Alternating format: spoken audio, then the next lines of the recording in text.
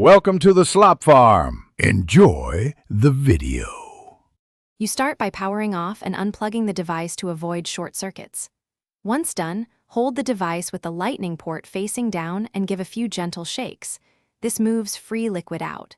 Make sure to blot the area with a soft, lint-free cloth. Don't push debris into the port. If you see visible drops, use a gentle air blast from a can of compressed air at arm's length. The goal is to move liquid, not force it deeper. You now focus on careful internal drying. First, use a soft, dry toothbrush or a wooden toothpick at a shallow angle to dislodge visible particles.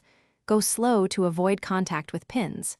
Then apply short bursts of compressed air from 6 to 8 inches away.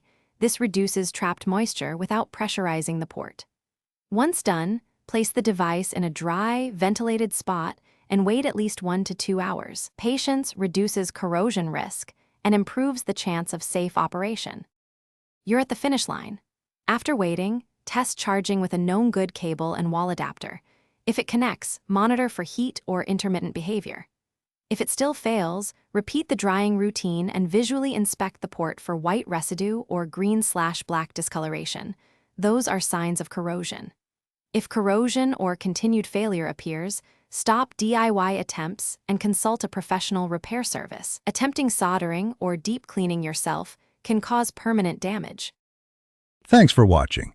Consider subscribing if we helped you today.